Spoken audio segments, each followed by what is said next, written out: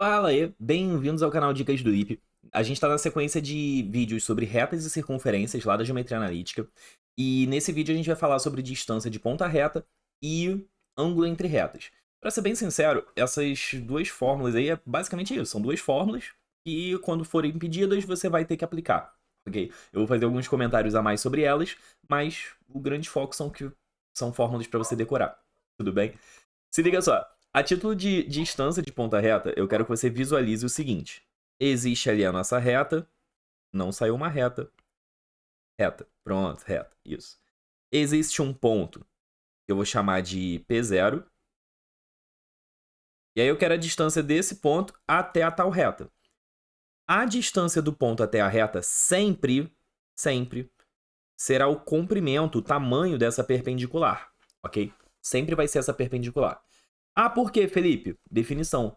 Distância de ponta reta, se eu deixasse em aberto, eu teria infinitas distâncias possíveis, né? Conforme eu mudasse o ponto ali, essa distância vai aumentando ou diminuindo, enfim.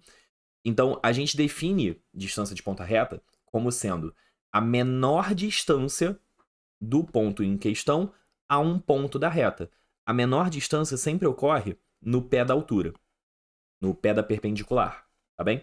É só você pensar num triângulo retângulo aqui, ó.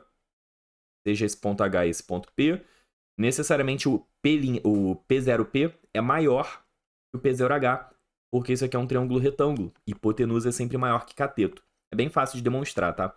Mas eu não estou focando nisso, não. Bom, vamos lá. A reta em si, ela tem por equação a forma cartesiana, ax mais by mais c igual a zero. E aí a distância do ponto à reta, que é esse valor d que a gente quer, vai ser dada por módulo. Aí, para não ficar esquisita a fórmula, nem vale a pena você pensar na fórmula como um todo, tá? Ela é feia. Eu acho ela feia.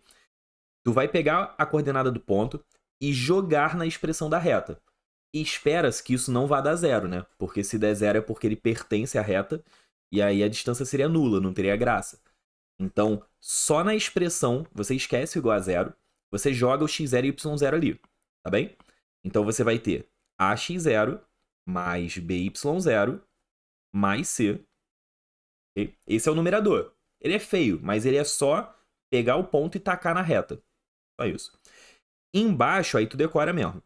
Sobre raiz de A2 mais B2. Lembra muito módulo, a fórmula do módulo de um vetor. Tem a ver com isso, inclusive, mas a gente não está entrando aqui em demonstração, porque não tem a menor necessidade disso. O foco é você ter em mente essa fórmula aqui. Tranquilo? E aí, para ajudar, né, é o lance do numerador. Você pega a reta na forma cartesiana e joga o ponto dentro dela. O denominador é a soma dos quadrados, raiz da soma dos quadrados, do coeficiente do x e coeficiente do y. Tá bem? Vamos ver um exemplinho super rápido? É só aplicação de fórmula, nada demais não. Tá? Eu tenho a reta 3x menos 4y, sei lá, mais 8 igual a zero. E eu quero a distância dela até o ponto, sei lá, tô inventando um número aqui. 1 e... 1 e menos 1, vai? Eu acho que vai dar bonito. Vamos ver? A distância vai ser módulo. O lance do módulo é só porque tem que ser positivo, né? Uma distância, afinal. Você pega o ponto e joga na reta. Então você vai ter 3 vezes 1, menos 4 vezes menos 1, vai dar mais 4, mais o 8 que já estava lá. Vou apagar esse excesso aqui de linha. Isso sobre a raiz do 3 ao quadrado, que é 9, mais o 4 ao quadrado, que é 16. Caramba, que sorte, hein? Parece até que foi feito para dar certo. A gente vai ter 15 sobre 5, o que significa que a distância seria 3. Cara, a distância de ponta reta é isso. Calcular a distância de ponta reta é isso. Não é nada misterioso, não.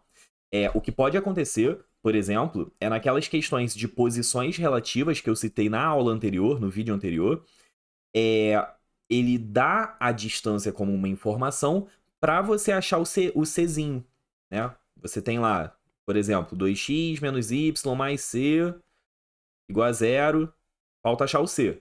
Aí ele fala que a distância dessa reta até o ponto Strobels vale 5. Aí tu vai calcular a distância e tal. No final, tu vai ter uma equação modular. que é de boa de resolver. É só abrir em mais e menos, você acha o C, e aí você, a princípio, teria duas respostas. Então, assim, nem sempre você vai calcular a distância tendo todos os valores, o A, o B e o C. Você pode estar querendo usar a distância para achar um coeficiente. Isso pode acontecer em todos os concursos, tá bem? Bom, a título de ângulo entre retas, eu vou supor duas retas, elas não precisavam ser crescentes, eu estou fazendo crescente, porque me ajuda no desenho, só por isso, tá? Aí eu vou traçar uma horizontal aqui. Essa horizontal não precisa ser o eixo X, mas ela é necessariamente paralela a ele, certo? E aí eu vou marcar dois ângulos. Eu vou marcar esse grandão, que eu vou chamar de θr. Eu vou dizer que a reta de cima é a reta R e a reta de baixo é a reta S. Só porque eu quero. É só uma nomenclatura, tá? Esse aqui é o θr, o outro vai ser o θs, tá bem? O que eu quero é o ângulo entre as retas, então eu quero esse alfa aqui. Vou chamar de alfa, tá bem? Então, num primeiro momento, acho que todos vocês vão concordar comigo que o alfa, ele seria o θr, que é o grande, menos o θs, que é o pequeno. É só uma referência, tá bem? Eu posso aplicar tangente dos dois lados. E por que bulhufas eu pensaria, né, em aplicar tangente? Porque a única coisa na reta que eu sei sobre os tetas é que a tangente do teta é o coeficiente angular. É a única coisa que eu sei, tá bem? Então, a gente tem ali uma tangente da diferença para desenvolver. A gente vai ter, portanto, tangente de θr menos tangente de θs. Isso é fórmula lá da trigonometria que eu estou usando, hein? Se perde não. Sobre 1 mais tangente de θr vezes tangente de θs. Beleza? Só que, aí para a gente chegar na fórmula final aqui, tangente de θr é o mr, de θs é o ms. Mesma coisa vale embaixo. Vai ficar 1 mais mr vezes ms. Detalhe, hein? Detalhe. Eu estou supondo que essas retas, nenhuma delas é vertical. Porque se for vertical não tem coeficiente angular, não vale essa fórmula. Só que se uma das retas for vertical, que a outra não seja, o desenho é muito mais tranquilo, né? Porque aqui você tem o θs, né?